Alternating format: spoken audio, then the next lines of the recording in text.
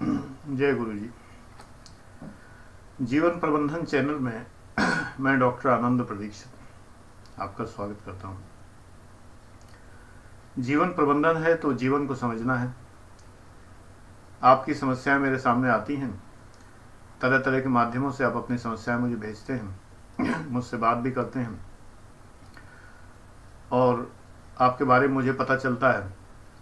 मेरा मन कहता है कि थोड़ा बहुत जो अनुभव है उसके आधार पर कुछ बता सकूं।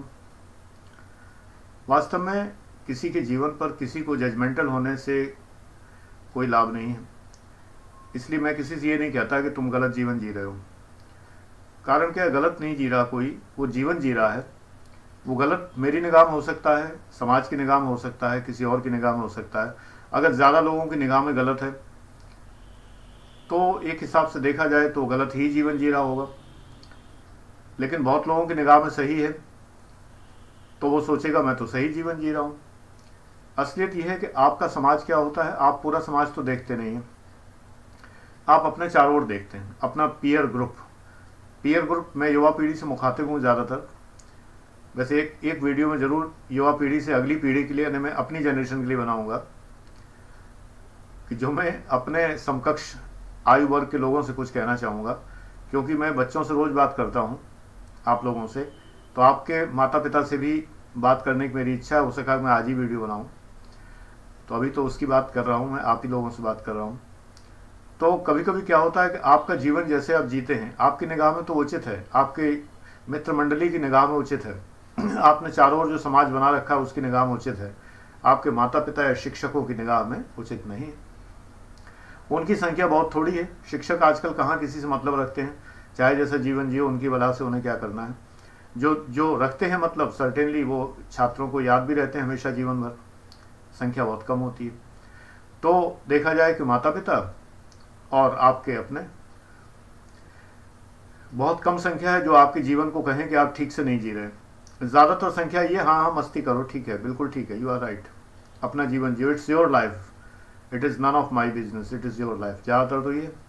तो आपका जो पीयर ग्रुप है, जो आपके आसपास का समूह है, आप उसको समाज मान लेते हैं और आपको लगता है कि आप सही कर रहे हैं। जब आपको लगता है आप सही कर रहे हैं तो फिर आप वही करते चले जाते हैं जो समाज की निगाह में गलत होता है। जीवन, सवाल ये, आदर्श जीवन कैसा होना चाहिए? तो निश्चित रूप से जिसमें कष्ट ना हो, पेन ना हो, सफरिंग ना हो, आनंद हो जिसमें। अब आनंद प्रारंभ से उठाना शुरू कर देते हैं तो क्या होता है कि आनंद के लिए अगर हम मेहनत करके आनंद उठाते हैं, कोई परिश्रम करके, तो आनंद स्थायी होता है। यहाँ पर मेरा एक व्यूअर ये कहेगा, इसीलिए मैं अपने माता पिता की संपत्ति में से कुछ भी प्रयोग नहीं करना चाहता, मैं खुद ही कमाऊंगा तब मैं करूंगा। नहीं, माता पिता की संपत्ति की बात नहीं है। माता पिता आपको सुख देने के लिए हैं। माता पिता आपके लिए साधन दे रहे हैं, उन साधनों का इस्तेमाल करिए, बेरहमी से मत करिए, उन साधनों का प्रयोग करिए और माता पिता को सुख देने के लिए करिए। उन्हें इसमें सुख होता है कि आपने उनकी दी हुई चीज़ों का प्रयोग किया और आप अच्छे रास्ते पे चल रहे हैं। तारीफ इसमें नहीं है कि आप माता पिता की दी गई चीज़ें प्रयोग नहीं करेंगे, जब कमाने लायक हो जाएंगे तभी प्रयोग करेंगे। तारीफ इसमें है कि आप उनकी दी हुई चीज़ों को प्रयोग करें, आपका अधिकार है, संतान का अधिकार होता है माता पिता पर। लेकिन आपका ये भी कर्तव्य है कि माता पिता को प्रसन्न रखें। आप वो करें जिसमें उन्हें खुशी मिलती है। अगर आप ये करेंगे तो हिसाब बराबर हो गया, रेसिप्रोकेशन हो गया, बैलेंस बराबर हो गया। तो जीवन को पहले समझिए, जीवन क्या है। जीवन निरंतर जिया जा रहा है अपने आप कुछ नहीं करते। लोग कहते हैं कि मैं जिंदगी काट रहा हूं, आप थोड़ी काट रहे, वो तो कट रही है। लेकिन काटो मत, जियो। जिंदगी काटो मत, जियो, भरपूर जियो। भरपूर जीने का मतलब यह है कि कब जियो भरपूर? जब आप सात्विक हों, जब आप अच्छे ढंग से रहते हों। अच्छा ढंग क्या है? जब आप दूसरों को कष्ट न देते हों, दूसरों से जेलस ना होते हों, अनावश्यक क्रोध ना करते हों, हिंसा ना करते हों दूसरों पर, और दूसरों को तंग ना करते हों, इरिटेट ना करते हों, उनके मन को मारते ना हों, उनके मन का हनन ना करते हों, उनको कोई चीज़ बुरी लगे ऐसा काम ना करते हों। यही जीवन है, इसको जिए, ठीक से जिए। अगर आप ठीक से जीवन जीते हैं, अब इसमें समस्या ये आती है कि हमारे लाइफ में जो, जिन्हें हम नवरस कहते हैं, क्रोध है, भय है, घृणा है, प्रेम है, वात्सल्य है, तमाम सारे भाव हैं, नवरस होते हैं, 11 तक हो गए। तो वो रसों का प्रयोग हमारे जीवन में तो होता ही होता है। अब हम तमाम कहानियाँ पढ़ते हैं, हीर राझा, लैला मजनू, शीरी फरहाद, बड़ी ट्रेडिशनल कहानियाँ, इनके मॉडर्न वर्जन भी हैं तमाम सारे, बिल्कुल है। प्रेम ऐसी चीज़ नहीं है। अभी अभी जिंदगी आई हुई है मार्केट में, देवाशीष प्रसून ने एक लेख लिखा है प्रेम के ऊपर कि प्रेम में हिंसा नहीं होती। बहुत अच्छा लेख है, आज मैंने क्लास में डिस्कस भी किया था। प्रेम में हिंसा नहीं होती। खैर यहाँ वो विषय नहीं मैं ले रहा हूँ, मैं जीवन से जुड़ रहा हूँ कि जीवन में प्रेम तो होता ही होता है। प्रेम के अनेक रूप हैं, माता पिता के प्रति प्रेम, बच्चों के प्रति प्रेम, पति या पत्नी के प्रति प्रेम, मित्र के प्रति प्रेम, वस्तुओं के प्रति प्रेम, तमाम प्रेम होता है। जब ये हद से ज़्यादा बढ़ जाता है तो हिंसा होती है। जिस वस्तु को हम बहुत ज़्यादा पसंद करते हैं तो जब तोड़ते हैं तो ऐसी बुरी तरह तोड़ते हैं कि उसको चकनाचूर कर डालते हैं। संबंधों को तोड़ते हैं तो नष्ट कर डालते हैं, बर्बाद कर डालते हैं। जिसको हम प्रेम करते हैं हम नहीं चाहते कोई और उससे प्रेम करे, ऐसी स्थिति में हम उस व्यक्ति को या उन व्यक्तियों को नष्ट करने के लिए सोचते हैं। बस यहीं से जीवन में तबाही प्रारंभ होती है। प्रेम में जब घृणा आती है, प्रेम में जब क्रोध आता है तो तबाही प्रारंभ हो जाती है। आप एक अच्छा वाला जीवन जी रहे थे, आपके जीवन में प्रेम का अंकुरण हुआ, आपके जीवन में लव आया, प्रेम आया, और उसके प्रेम के आते ही आपके चारों ओर तबाही फैल गई। ऐसा प्रेम प्रेम नहीं है। डेफिनेटली ये कहीं ना कहीं गड़बड़ है, कहीं ना कहीं आपने पहचाना नहीं है, ये प्रेम है ही नहीं। ये तबाही प्रेम का रूप धारण करके आई है। ये तो एक राक्षसी है तबाही जिसका नाम है, और वो प्रेम का रूप धारण करके आई है। आप पहचान ही नहीं पाए। उसने तो परिचय दिया था प्रेम ने जब आया था, मैं प्रेम हूँ, प्रेम याद आ गया ना बॉबी का डायलॉग कि मेरा नाम है प्रेम। उसने तो कहा था कि मेरा नाम प्रेम है, और पहचानने वाले पहचान भी गए थे कि भैया खलनायक है, बच के रहना। ये तो पहले ही समझ में आ गया था लोगों को। कैसा प्रेम? तो प्रश्न ये उठता है कि जब आप खलनायक वाले प्रेम को एक्सेप्ट करते हैं तो फिर वो आगे चल के कष्ट देता है। प्रेम तो इन सब का जो आप एग्जाम्पल सुनते हैं, कभी सोचा है कि इनका प्रेम कैसा था? एक बात ये सोचिए कि इनका जीवन क्या रहा। सबका जीवन तबाह है कि नहीं है? पूरी तरह जीवन तो जिए ही नहीं। जीवन जीना चाहिए था, ईश्वर ने भेजा था जीने के लिए, तो वो जीवन जीना चाहिए था। उस प्रेम में पढ़कर तबाह हो गए कि नहीं हो गए? मैं प्रेम के विरुद्ध नहीं हूं, ये बहुत ही पवित्र भावना है, एसेंशियल ऑफ लाइफ है, एसेंस ऑफ लाइफ है, जीवन का आनंद है, बशर्ते कि प्रॉपर तरीके से किया जाए। प्रॉपर क्या होता है? सम्यक। सम्यक क्या होता है? बौद्ध दर्शन पढ़िए, मेरा ही वीडियो बौद्ध दर्शन पर। सम्यक क्या है? न रत्ती भर इधर न रत्ती भर उधर, बिल्कुल उचित, एकदम ठीक, just optimum, just needed. Excess नहीं किसी चीज की, शांतिपूर्वक, take it easy, take it easy. Excess नहीं, एक्सेस करेंगे कहीं ना कहीं कोई देख रहा है, आपके बही खाते में लिखता जाएगा, अच्छा बेटा एक्सेस कर रहे हो, कर लो कर लो, अभी मैं बताता हूँ। एक्सेस करोगे वहीं गड़बड़ होगा। तो बड़ी ही उदात्त भावना है, बड़ी ही पवित्र भावना है। मैं कभी नेट पर कहीं से मैं प्राकृतिक सीन भी उतारता रहता हूँ, उनको सेव करता रहता हूँ, जहाँ ज़रूरत पड़े तो वहाँ लगाने के लिए। तो मैंने बड़ा ही ट्रैंक्विल सीन देखा अभी, जाने कहाँ का है मुझे नहीं पता। एक बहुत ही ट्रैंक्विलिटी का सीन है, समुद्र है बहुत चारों ओर फैला हुआ। ऐसा ही एक जिंदगी में भी ऐसा चित्र है, एक ऐसा ही इसी तरह का। उसी से प्रेरित होकर मैं ढूंढ रहा था कि उस तरह का ढूंढ पाऊँ। एक सी फैला हुआ, समुद्र फैला हुआ, चारों दूर पे पर्वत दिख रहे हैं, कुछ पक्षी उड़ रहे हैं, सीगल, एक नाव खेता हुआ माझी जा रहा है, और वगैरह वगैरह, जैसा कि बंगाली फिल्मों में एटमॉस्फेयर हुआ करता था। दूर है किनारा, खेते जाओ रे माझी, चलते जाना है, चलते जाना है। या जो सचिन देव बर्मन गाया करते थे माझी गीत, अद्भुत होते हैं। ले चल पार, ले चल पार, मेरे साजन है उस पार, इसी से मिलता जुलता, उस पार प्रिय तुम हो मधु हो, इस पार प्रिय तुम हो मधु हो, उस पार न जाने क्या होगा। चिंतक में और प्रेमी में यही फर्क होता है। प्रेमी तो गा रहा है मेरे साजन है उस पार, ले चल पार, ले चल पार। वो तो पार जा रहा है किस लिए? अपने प्रेमी से मिलने। और जो चिंतक है, विचारक है, थिंकर है, फिलोसोफर है, वो कहता है इस पार प्रिय तुम हो मधु है, उस पार न जाने क्या होगा। अभी तो इस दुनिया में तुम भी हो और पूरा प्रेम भी है। मधु का मतलब है शहद, तो सारा प्रेम का शहद है, प्रेम रूपी शहद अमृत भरा पड़ा है, और तुम भी हो। ये वो प्रेमी है जिसके पास सब कुछ है, शहद जैसी प्रेमिका भी है, प्रेम करने वाली, लेकिन चिंता उस पार की है, उस पार न जाने क्या होगा। इस पार तो तुम हो, लेकिन उस पार न जाने क्या होगा, चिंता में घिरा हुआ है। तो और यहीं पर कवि ये भी सोचता है, कवि तो जहां ना पहुंचे रवि वहां पहुंचे कवि, कवि तो पता नहीं कहां कहां पहुंच जाता है।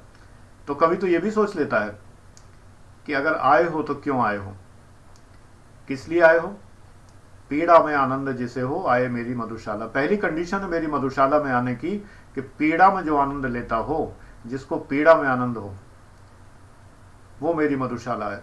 बड़ी बातें मिलजुल गई सारी। संसार में पीड़ा है तो उसे दूर करने का साधन भगवान बुद्ध बता गए। सम्यक मार्ग पे चलो तो पीड़ा में आनंद आने लगेगा। पीड़ा है, दूर नहीं हुई है, लेकिन मार्ग, सही मार्ग चलने पर वो पीड़ा दूर हुई अनुभव हो जाती है। और प्रेम का रास्ता कांटों भरा, तकलीफ दे, उस पीड़ा को कैसे दूर करेंगे, सम्यक मार्ग पर चलकर। यानी प्रेम कैसा होना चाहिए, सम्यक होना चाहिए। सबको मिलाइए, प्रेम कैसा होना चाहिए, सम्यक होना चाहिए, सात्विक होना चाहिए, वास्तव में प्रेम होना चाहिए। और वास्तविक प्रेम क्या होता है, वास्तविक प्रेम केयर है। वास्तविक प्रेम जो है वो केवल शारीरिक नहीं है, ये परवाह है, केयर है, एक दूसरे के प्रति कंसर्न है। ये मरता नहीं है, ये मर ही नहीं सकता। ये इससे नहीं प्रभावित होता कि उस व्यक्ति को और कौन प्रेम करता है। प्रेम सार्वभौमिक भावना है, मनोवैज्ञानिक भावना है, कोई भी कर सकता है, किसी से कर सकता है। तो वो किसी से भी कर रहा है। अगर आप किसी को प्रेम करते हैं तो कोई दूसरा भी उससे करता है। तो ये प्रेम कभी इस बात से प्रभावित नहीं होता कि मैं जिसको प्रेम करता हूं उससे कोई और प्रेम करता है तो मैं उससे घृणा करूं, मैं उसको मार डालूं, मैं उसको हत्या कर दूं, मैं ये कर दूं, वो कर दूं। ये प्रेम ये नहीं सोचता। ये प्रतिहिंसक प्रेम नहीं है। ये तो खेते जाओ रे माझी खेते जाओ, वो वाली बात। ये तो प्रेम किए जाएगा इंसान। इस प्रेम का कोई सानी नहीं है, कोई उसका जो है तुलना नहीं है, कोई कंपैरिजन नहीं है। वो जी भर के प्रेम करेगा, प्रेम में डूबा रहेगा, लवलॉर्न बिल्कुल। और वो कभी भी ये नहीं सोचेगा कि दूसरा कोई भी कर रहा है नहीं कर रहा। ये मेरा काम है कि मैं कर रहा हूं, ये उसका काम है कि वो कर रहा है, और ये उसका काम है कि उसको कोई और भी कर रहा है, कोई और भी कर रहा है। सबके अलग अलग काम है। चिंतन बड़ा अजीब है, लेकिन कल्याण इसी में है। कारण क्या है, नहीं तो प्रतिहिंसा में घिरे रहेंगे। मैंने इसको चाहा, दूसरे ने इसको चाहा, इसकी क्या मजाल, उसकी क्या मजाल, इसको देख लूंगा, उससे निपट लूंगा। ये प्रेम रहा। ये तो आपने अपने जीवन में पंगा ले लिया बिना मतलब के। अपने जीवन में बेमतलब के आपने समस्याएं बोली। Simple, it is your problem that you love someone, it is none others problem. And if someone else love, then how can he get certificate from you that he should love her if you certify, and I think you will not give any certificate to anyone।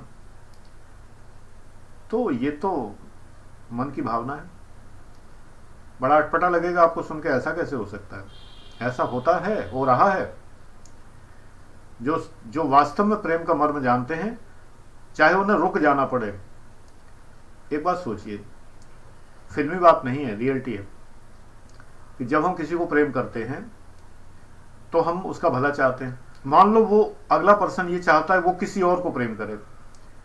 उसने कर लिया था आपसे, लेकिन अब वो चाहता है वो किसी और से करे। देन लेट हिम, करने दो। आप उसका भला चाहते हैं ना, करने दो, आप करते रहिए। उसके उस अस्तित्व से, ध्यान से समझिए, love that existence of the person which was in love with you, with home you were in love, उसको लव करते रहिए। उस एग्जिस्टेंस को, उस एहसास को प्रेम करिए।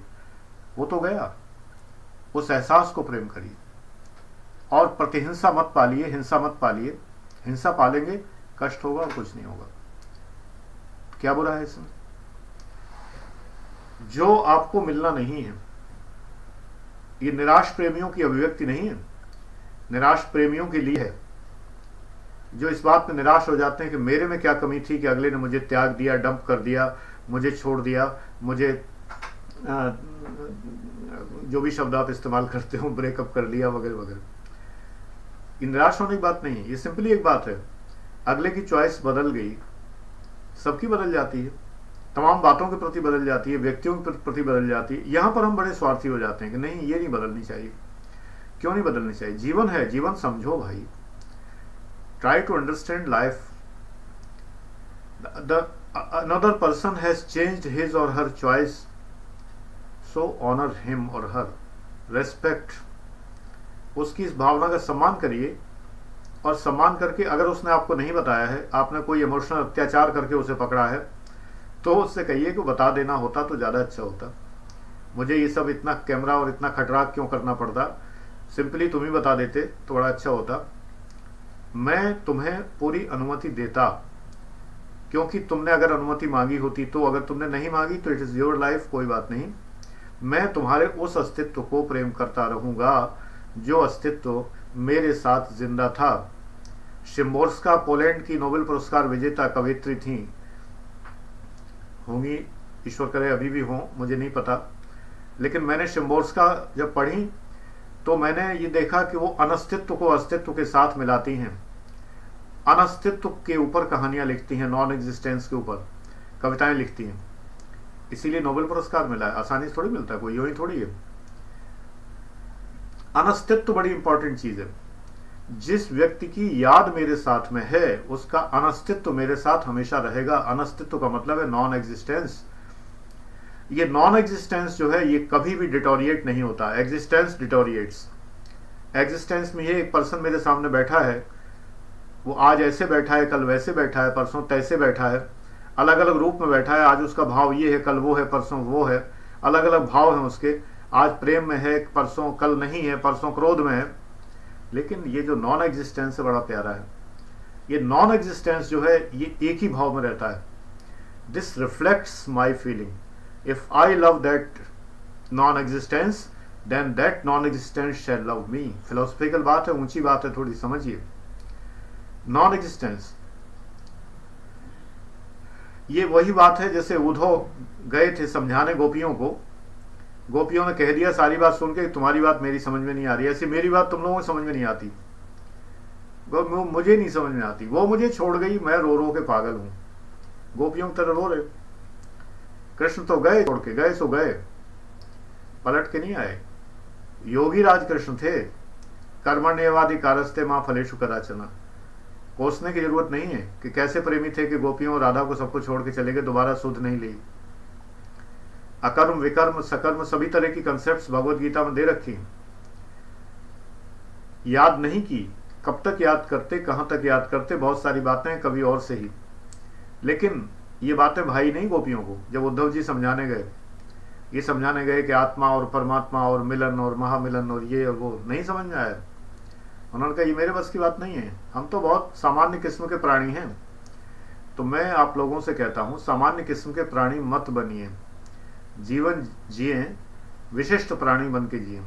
सामान्य तो बहुत सारे लोग, कॉमन मैन से ऊपर उठ के जिए लाइफ। अनस्तित्व से प्यार करिए। बहुत सारी चीजें आपके जीवन में नहीं है, उनका नॉन एग्जिस्टेंस है, उनको लव करिए। अब इसके बाद नॉन अटैचमेंट आता है।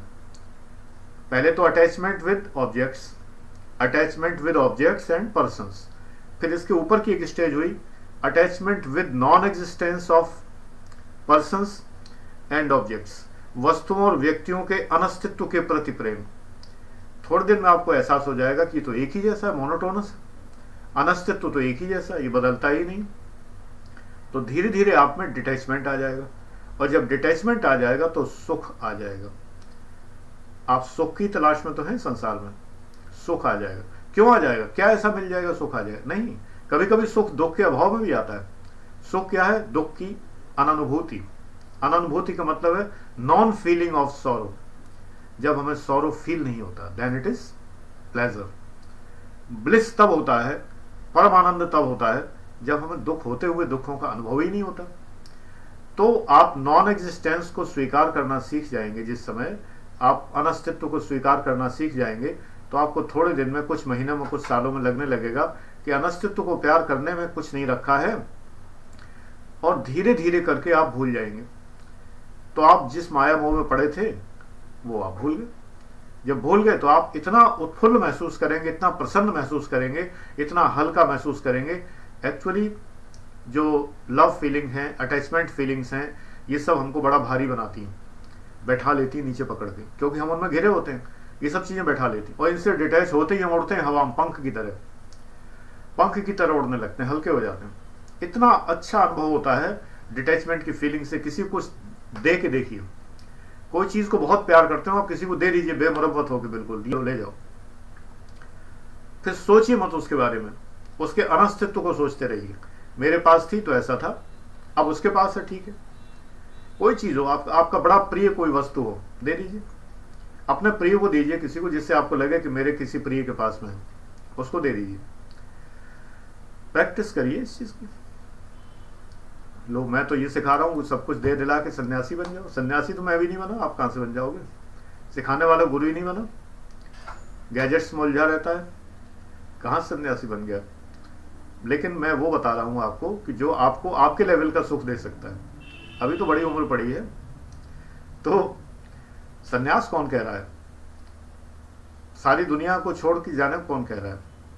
लेकिन दुख तो ना हो। एक चीज टूट गई, मेज से हाथ लग गया, गिरी नीचे, टूट गई, आपकी बड़ी प्यारी चीज थी, दुखी भाव में घूम रहे, ठीक है, टूट गई, आ जाएगी, दूसरी आ जाएगी। अभी नहीं आ पाएगी, बाद में आ जाएगी, पैसे जोड़ लेंगे तब आ जाएगी।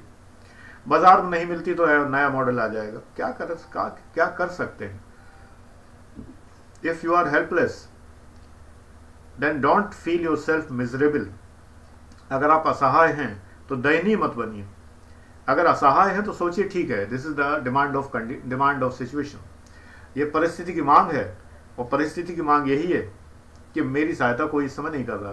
That's all, I will help my self. मैं खुद देखता हूं, निकलता हूं, देखता हूं क्या हो सकता है, व्हाट कैन बी डन। आशावान रहिए। तो जीवन कभी कभी हम ऐसी जगह हवाले कर देते हैं, हमारे जीवन की दिशाएं पलट जाती हैं। हमारे जीवन में हर समय ब्रांचिंग होती रहती है। दोराहा, तिराहा, चौराहा नहीं आता है, पचराहे, छराहे, सतराहे, अठराहे आते रहते हैं। एक एक रास्ता जो है सैकड़ों रास्ताओं में खुलता है, और पता नहीं हम किस रास्ते पे चल रहे हैं और हमारे जीवन किधर पहुंच जाए। फिर भी आप कहते हैं कि ईश्वर नहीं है। वो तो है। तो रास्ता चुनने में पहले जरूरी हो कि सारे रास्ते पता हो, इसीलिए बड़ी सतर्कता से रास्ता चुना जाता है। मैं अपने क्लास में इतना सिखाता रहता हूं सबको, लेकिन फिर भी कई कई साल बाद कोई स्टूडेंट अचानक उसका फोन आता है कि सर मैं पर्सनली आपसे मिलना चाहता हूं। मैं समझ जाता हूं क्या मामला है।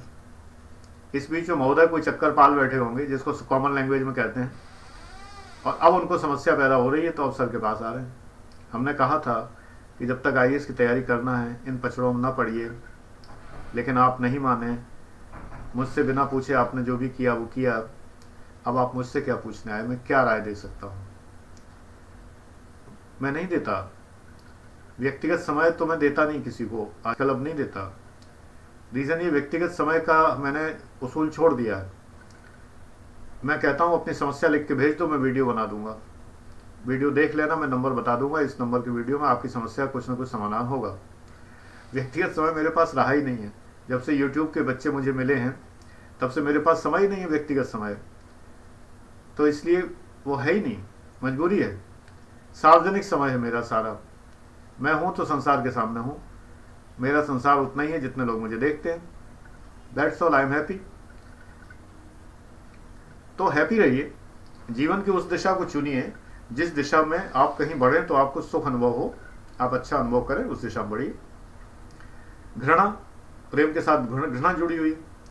घृणा करने की जरूरत क्या है? आवश्यकता क्या है? भाई आप हेट करके कहां जाएंगे? किसी चीज से हेट करते हैं, you may dislike. I dislike sports but I don't hate sports. मैं डिसलाइक करता हूं, मुझे समय की बर्बादी लगती है, मुझे कतई स्पोर्ट्स में कोई आनंद नहीं आता, कोई थ्रिल फील नहीं होता। चाहे ओलंपिक्स हो, चाहे एशियाड हो, चाहे कैसा भी मैच हो, किसी भी तरह के स्पोर्ट्स में मुझे कोई आनंद नहीं आता।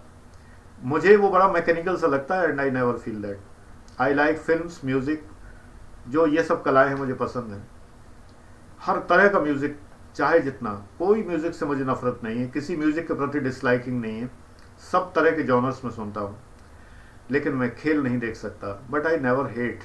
इसलिए कि हेट क्यों करें? मुझे क्या करना हेट करके? जिन्हें अच्छा लगता है वो देखते हैं। संसार में तमाम ऐसी चीजें जो मुझे नहीं पसंद हैं, और बहुत सारे लोग ऐसे हैं जिन्हें मैं पसंद नहीं हूं, तो ठीक है, कौन सा फर्क पड़ रहा है? तो मैं हेट क्यों करूं? डिसलाइक करना अलग चीज है, डोंट लाइक कहना अलग बात है। आई डोंट लाइक और I dislike, but I don't hate. तो मेरा आपसे कहना है कि जीवन क्या है? जीवन में प्रेम बड़े संतुलित ढंग से करना चाहिए, घृणा तो करनी ही नहीं चाहिए, ईर्ष्या करनी नहीं चाहिए, और क्रोध अवॉइड करिए। हालांकि क्रोध एक अच्छी फीलिंग भी है, क्रोध से हमारे भाव निकल जाते हैं, हमारे गुवार निकल जाते हैं, लेकिन वो क्रोध अच्छे के लिए हो, अच्छाई के लिए हो, तब तो ठीक है। अच्छाई के लिए कैसे होता है? किसी के भले के लिए क्रोध करना, डांट देना किसी को, भले के लिए करना, वो ठीक है। इरिटेशन ना हो, चिड़िए मत। ये बातें मैं दोहरा भी देता हूँ कभी कभी, इसीलिए दोहरा देता हूँ कि आपके मन में अच्छे से बैठ जाए। वीडियो की संख्या बढ़ाने के लिए नहीं, संख्या बढ़ाने से कोई फायदा नहीं होता। असली चीज ये है, आपके मन में बैठ जाना चाहिए, मेरा संदेश पहुंच जाना चाहिए। तो मैं यही कहूंगा इस वीडियो के अंत में आपसे कि सकारात्मक भावनाएं लाइए। प्रेम के लिए जब आप तैयार हो तब करिए, इस लेवल पर करने को तैयार हो तब, क्योंकि आपका समय ऐसा आ चुका है, समय बदल गया है। आपका समय ऐसा आ चुका है कि committed love it is a very rare commodity. हम लोग केमिस्ट्री में पढ़ते थे कि रेयर अर्थ बड़े रेयर मेटल हुआ करते हैं, और उसके बाद जो है लेंथेनाइड और एक्टिनाइड पढ़ते थे, बड़ी मुश्किल से मिला करते हैं। ऐसी लव होगा, बड़ी मुश्किल से मिलने वाला है। कमिटेड लव बड़ी मुश्किल से मिलने वाला है। जब नहीं मिलने वाला है, सतर्क रहिए, सावधान रहिए, अनावश्यक रूप से मत पढ़िए। जैसे किसी सीरियल में कहते हैं कि सुरक्षित रहिए, तो मैं भी यही कहता हूँ, सुरक्षित रहिए कि कहीं कोई आक्रामक प्रेम, कोई छद्म प्रेम, झूठा प्रेम, छलावे वाला प्रेम आपको फंसा के आपका जीवन बर्बाद ना कर दे, उससे सतर्क रहिए। ऐसी कोई ज़रूरत नहीं है प्रेम में पड़ने की। सपने देखिए, मस्ती करिए। सपने के प्रेम कोई बिगाड़ते नहीं है, कुछ आपका बिगाड़ते नहीं है।